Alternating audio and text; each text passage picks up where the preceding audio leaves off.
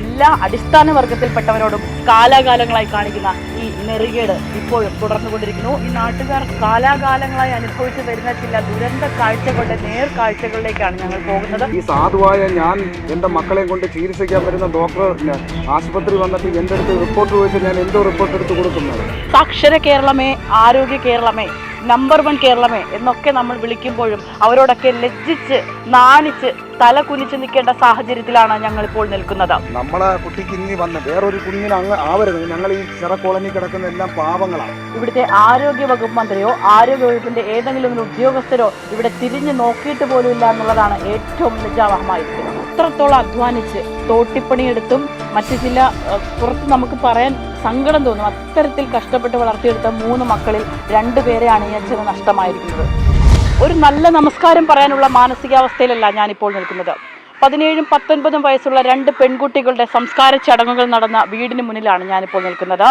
സാക്ഷര കേരളമേ, ആരോഗ്യ കേരളമേ, നമ്പർ 1 കേരളമേ എന്നൊക്കെ നമ്മൾ വിളിക്കുമ്പോഴും അവരോടൊക്കെ ലജ്ജിച്ച് നാണിച്ച് തല കുനിച്ച് നിൽക്കേണ്ട സാഹചര്യത്തിലാണ് ഞങ്ങളിപ്പോൾ നിൽക്കുന്നത്.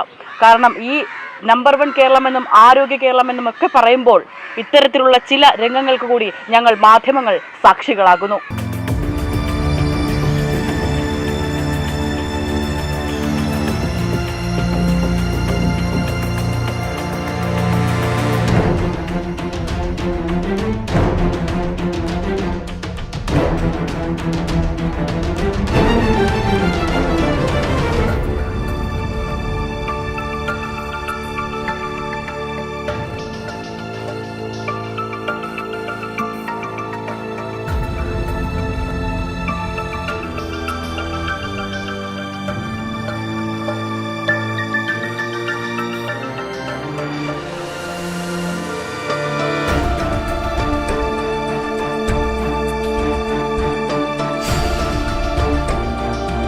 കഴിഞ്ഞ 1 മാസം മുൻപാണ് മഞ്ഞപ്പിത്തം ബാധിച്ച് 12 വയസ്സുകാരനായ ഒരു ബാലനെ ഈ വീട്ടിൽ നിന്നും ആശുപത്രിയിൽ പ്രവേശിപ്പിച്ചത്.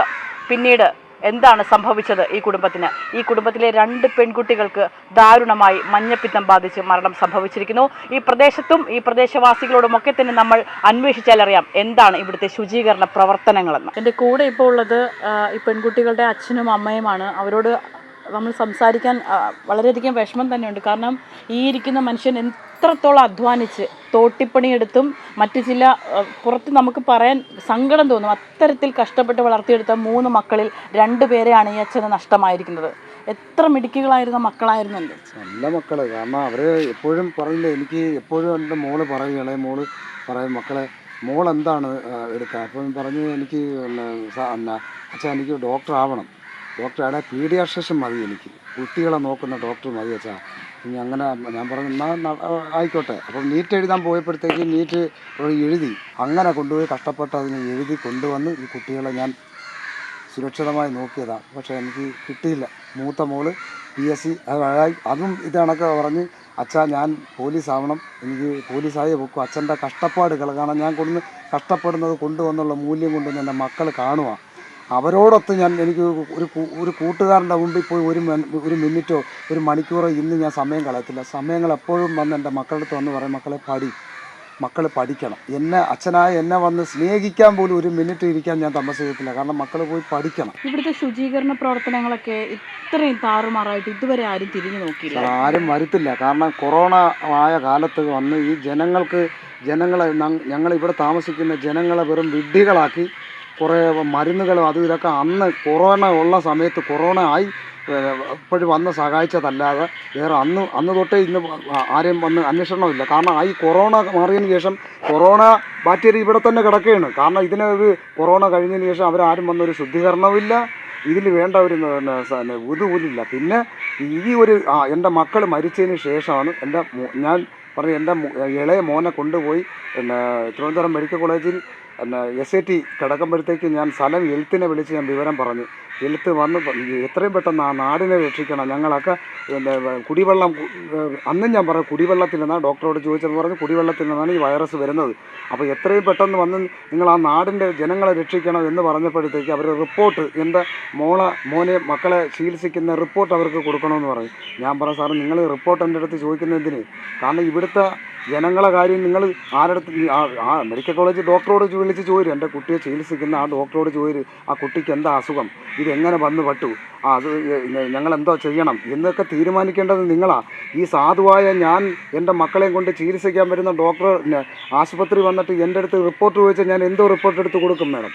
അതെ, നമുക്ക് ഈ പ്രദേശങ്ങളൊക്കെ ഒന്ന് തന്നെ കാണാം. ഈ ചേരിക്കോണം എന്ന് പറയുന്ന ഈ വാർഡ് ശരിക്കും ലക്ഷം വീട് പ്രദേശമാണല്ലോ, പഴയ കോളനിയാണ്. കോളനി ചേട്ടാ, നമുക്ക് ഇവിടെയൊക്കെ ഒന്ന് നോക്കാം എന്തായാലും എങ്ങനെയാണ് ഇവിടുത്തെ ബാത്റൂമുകളും അല്ലെങ്കിൽ ഇവിടുത്തെ കിണറുകളും ഒക്കെ സ്ഥിതി ചെയ്യുന്നത്. ഇത് കണ്ട ഇവിടുത്തെ ഇതാണ് ഇവിടുത്തെ ഇവിടെ നിന്നാണ് ചിറയാണോ ഇത് ചിറ കോളനിയാണിത്. ചിറ കോളനിയാ. പണ്ട് തൊട്ടേ ഈ തടാകമുണ്ട്.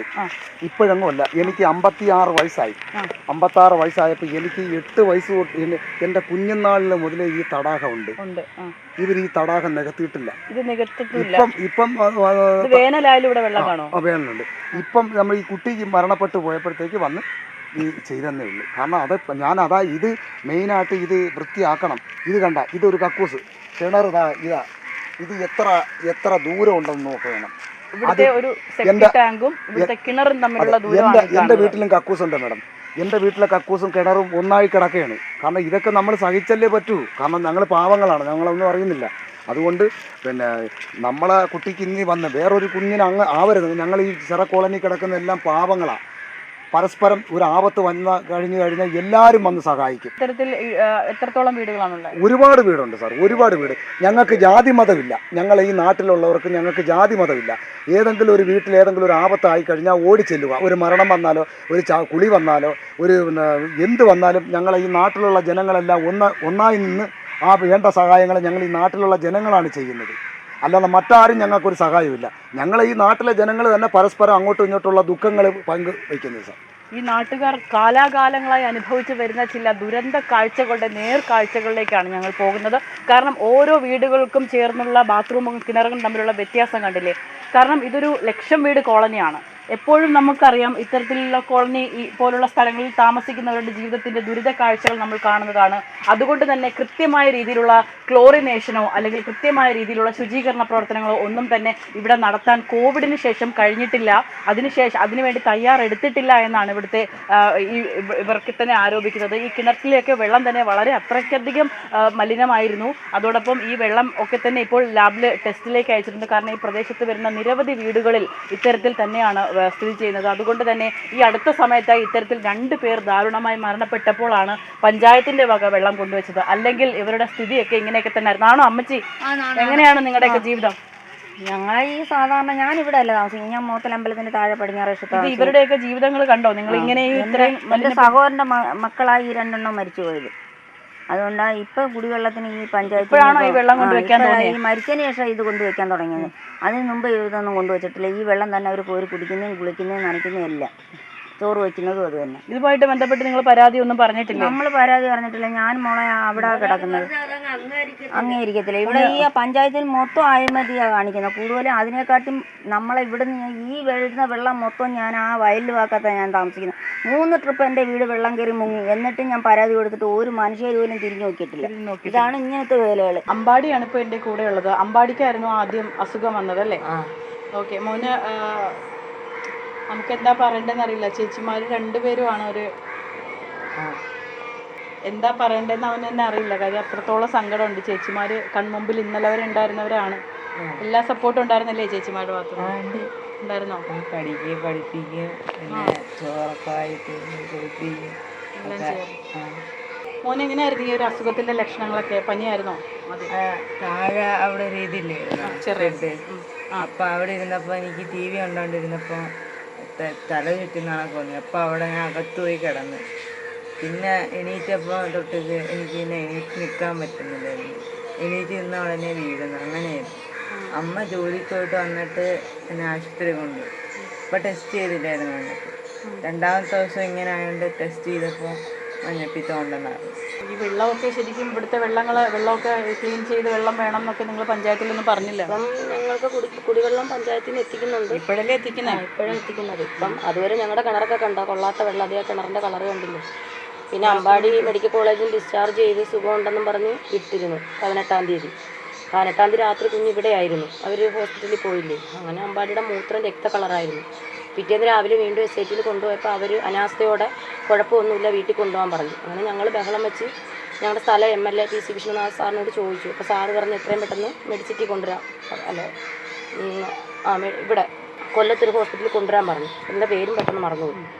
അപ്പം അവിടെ കൊണ്ടുവന്നപ്പോൾ അവിടെ ഡോക്ടർമാരൊക്കെ നന്നായിട്ട് നോക്കിക്കഴിഞ്ഞാൽ പറഞ്ഞു കരൾ സംബന്ധമായ ശസ്ത്രക്രിയ വേണമെങ്കിൽ ഇവിടെ പറ്റത്തില്ല, അമൃതയിലോ കിംസിലോ കൊണ്ടുപോകണമെന്ന് പറഞ്ഞു. അപ്പോൾ തക്ക സമയത്ത് സാർ ഇടപെട്ട് എത്രയും പെട്ടെന്ന് കിംസിലേക്ക് ഷിഫ്റ്റ് ചെയ്യാൻ. ആരോഗ്യവകുപ്പിന്റെ വലിയ ഗുരുതരമായ ഒരു ആരോഗ്യവകുപ്പ് മന്ത്രി ഇതുവരെ ഇവിടെ നിന്ന് സന്ദർശിക്കുകയോ വരികയോ ഇതിന് ഇടപെടുകയോ അധികാരികളൊന്നും ഇടപെട്ടിട്ടില്ല.